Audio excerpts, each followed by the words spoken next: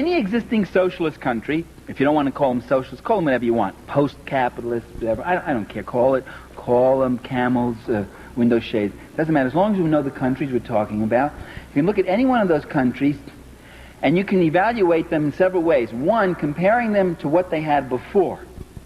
And that to me is what's very compelling. That's what's so compelling about Cuba, for instance.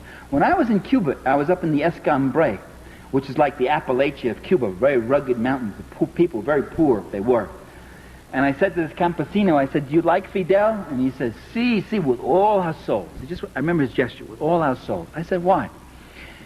And he pointed to this clinic right up there on the hill, which we had visited. He said, "Look at that." He said, "Before the revolution, we never saw a doctor. If someone was seriously ill, it would take 20 people to carry that person, because you'd go day and night. It would take 2 days to get to the hospital.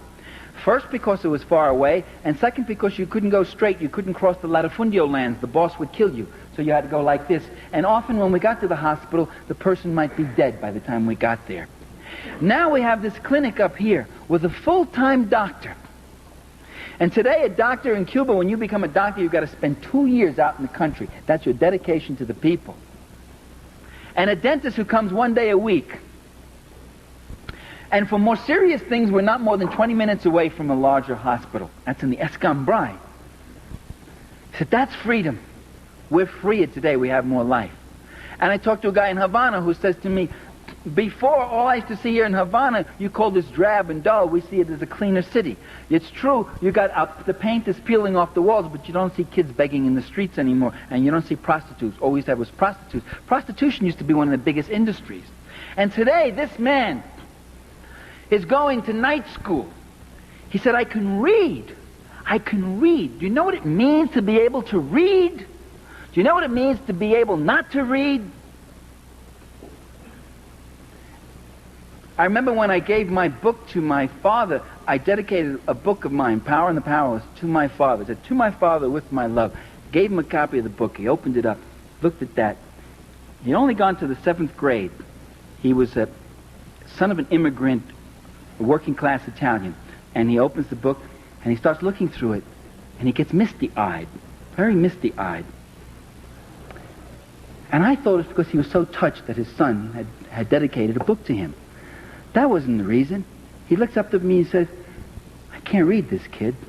I said, "That's okay, Dad. Neither can the students. I mean, that's not something.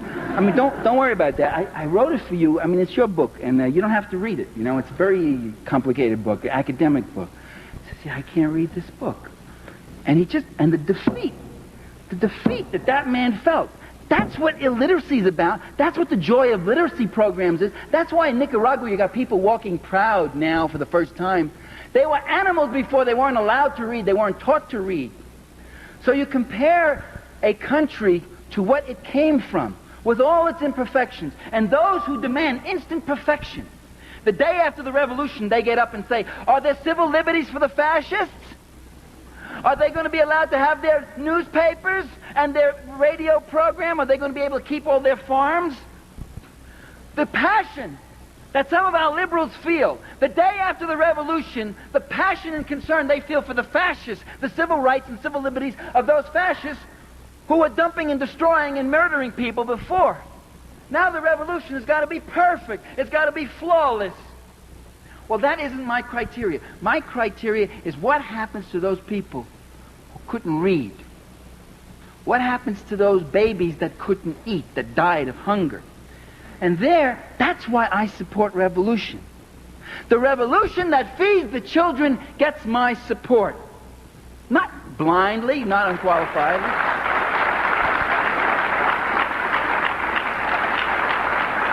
And the Reaganite government that tries to stop that kind of process, that tries to keep those people in poverty and illiteracy and hunger, that gets my undiluted animosity and opposition.